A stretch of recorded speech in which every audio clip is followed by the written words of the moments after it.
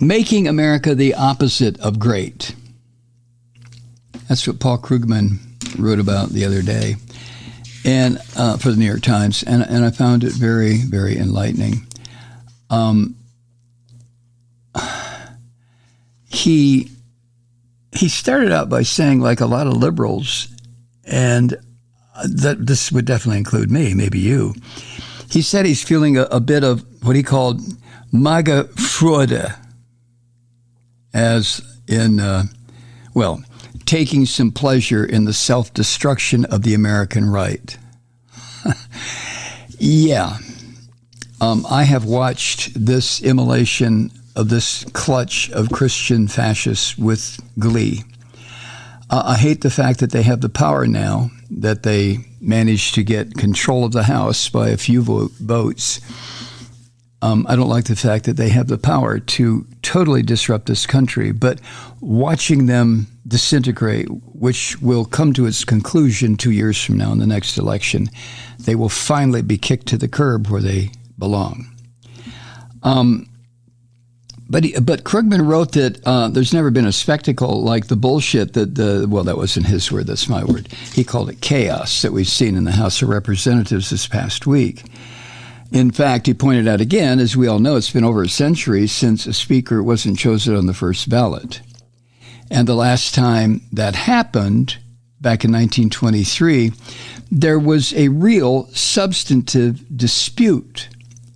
Republican progressives, back then, yeah, there were a bunch, Republican progressives, believe it or not, demanded and eventually received reforms in the procedure of the House that these progressives hoped would favor their agenda. Now, how that worked out, obviously they got what they wanted, or no speaker would have been elected. How it played out in terms of policy for us, the American people, because of a change of procedure in the House of Representatives in 1923, I don't have a clue. I have not a clue. My daughter will be studying this semester American political history, so maybe she'll be able to enlighten me by the end of this semester. I don't know what was accomplished and how it affected everything. But this time, there wasn't any dispute about policy. It never got that far. This is about power. That's all. McCarthy and his opponents, they don't have any difference between among all of them on policy issues like investigating Hunter Biden's laptop and taking away from the IRS the resources that it needs to go after the millionaire and billionaire tax cheats. And long after Kevin McCarthy, this weasel, this worm, tried to appease the people who said never McCarthy, by surrendering his dignity, by standing in the House and admitted before the House and television cameras, the United States and the world, that he was about as effective as a leader as a wet goddamn noodle. But the voting went on and on and on. Now, what I have witnessed has been something I can use the word amazing, I can use the word entertaining, I can use the word shocking, horrifying. But I don't think that Krugman or me or you or other liberals are experiencing the kind of glee and joy and almost sexual pleasure that Republicans would be feeling if the party's roles were reversed and it were the Democrats who were self-destructing like this. For one thing, the big difference, liberals, and I include Democrats, although a lot of Democrats would say they're not liberal, but liberals and Democrats want the U.S. government to function, which at the very foundation means a properly constituted House of Representatives, even if it's run by people that we have political differences with. I mean, how many times over the past 40 years have we had a House of Representatives run by Republicans, and we didn't like what was going on? I certainly didn't. but at least the government functioned. I know that's damning with faint praise, but at least the government was functioning. What these Christian fascists wanted and still want is the destruction of government. That is their ultimate goal. So, and another reason that we're not experiencing the kind of joy that Republicans would be feeling if this were reversed, I don't think there are many on the U.S. left, whatever's left of the left. I guess I would put Bernie Sanders at the top of that, Ocasio-Cortez maybe, some of the other progressive Democrats.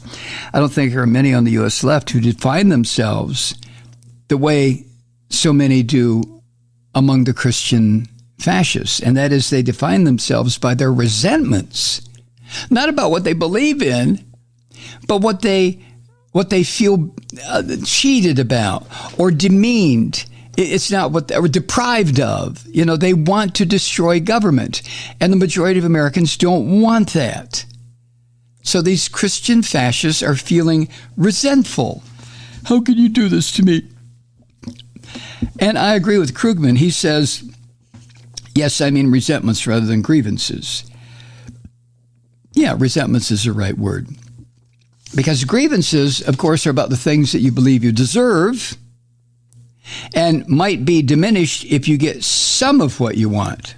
So you bitch and complain and moan. Those are grievances. Resentment is about feeling that you're being looked down on. And that can only be relieved by hurting the people that you, on some level, envy. That's the thing about these Christian fascists, these so-called Republicans.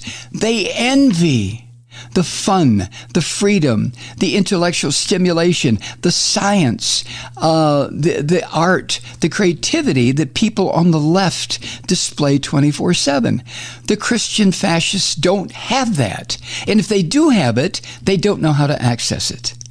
So they're filled with resentment that so much of the population of this country does have that to some degree. And then Krugman says, consider the phrase and the sentiment that goes with it that's popular among these right-wingers. The phrase is owning the libs. Now, as he points out, in context, the way it's used here, owning doesn't mean defeating progressive policies by, say, repealing the Affordable Care Act. It means instead humiliating liberals personally, making them look weak and foolish the way the Christian fascists look. Oh, God. Now, Krugman makes the statement that he won't claim that liberals are immune to such sentiments. I'm certainly not. I mean, I want to see them humiliated personally because they are weak and foolish, and I want that weakness and foolishness to be right up front every time one of these bastards opens his or her mouth, and it usually is. So, no, the liberals aren't immune to those kinds of sentiments. And even Krugman said he owned MAGA Freude. He says it's a real thing, and he feels a bit of it himself. But, and this is very true, liberals have never seemed remotely as interested in humiliating these people, unless you are a regular listener to this program, and you know I try it all the time with my snotty comments and curse words and attacks, right? Okay. But most liberals don't want to humiliate conservatives to the degree that conservatives want to humiliate liberals. That's just the truth. And a big part of what has been going on as Kevin McCarthy tried to worm his way into power seems to be that some Republicans are expected to own the libs, or were expected. They were going to own the libs after this red wave that was supposed to happen during the last election, and didn't. Oh, somebody took your toys away from you before you even unwrapped the presents, right? You Christian fascist, you. Ah! Krugman writes this, and does anyone doubt that resentment on the part of those who felt disrespected was central to the rise of Donald Trump? Are there any pundits left who still believe that it was largely about economic anxiety that caused Trump to rise out of the mess? Huh? Well, anybody who still believes that is engaged in willful denial, because that's not what it was about. It was about resentment. And Trump, being the bum and the grifter that he is, knew exactly how to tap into that resentment and use it to propel himself into the presidency, and it worked. Now, Krugman wants to point out here that he's not trying to say that the decline of manufacturing jobs in this country's heartland was a myth. It really did happen. And it did hurt millions of Americans. It's making a great comeback right now, but the failure of Trump's trade wars to deliver that manufacturing revival that he promised doesn't seem to have turned off the crazy bastards who still worship him, which raises the question, why? Well, according to Krugman, the likely answer is that Trump's anti-globalism, his promise to make America great again, had less to do with the trade balances he used to talk about. He was going to own the Chinese, remember? And job creation, less to do with that than with a sense that snooty foreigners considered us to be chumps. That's what Trump's policy speeches were based on. A constant theme of Trump's speeches was, quote, "The world is laughing at us." He said that over and over and over again. And the malleable nut jobs who listened to him, who attended those Nuremberg-style rallies, began to believe it. Huh? His supporters then began to believe that all that was true of domestic elites also, not just foreign so-called elites, but domestic elites, which would be anybody beyond who had obtained and owned more than a high school education. Trump pounded into the heads of people that if you were more than a high school graduate, you were, or he pounded into the heads of his minions that anyone who was more than a high school graduate was a elitist. Unbelievable. And these poor dummies fell right in line. They were not going to dispute that. Krugman also has a theory that the Orange Vomit's own underlying ludicrousness and his complete lack of any intellectual capacity or emotional maturity to be president was part of what endeared him to his base. It was like the attitude was, you fancy liberals think you're so smart? Well, we'll show you. We'll let someone you consider a clown. Oh, my God. Which is, I think, right in line with the old adage of cutting off one's nose to spite one's face, right? I will bankrupt my country to show you you're not so smart. I'll destroy the fundamental principles of this republic to show you, excuse me, I had to cough, that you're not so smart. Just because you went beyond high school, that doesn't make you anything. Oh, my God. Yeah. I grew up in a neighborhood where it was a long time ago, but that was a prevailing attitude back in that era, back in the 50s. There was a prevailing attitude that the United States was a manufacturing powerhouse back in the 50s because everything else had been destroyed by either Allied or fascist bomb runs. So there was nothing left on the world for manufacturing except us. And as a result, the working man, and it was always a man, the working husband, was able to take care of everything that a family would need. And that's the first I ever heard back when I was a kid, the term blue-collar job. And then there were white-collar jobs and blue-collar jobs. And after women's lib, there were pink-collar jobs. Isn't that cute? But the blue-collar jobs were all those jobs that involved making things or repairing things already made.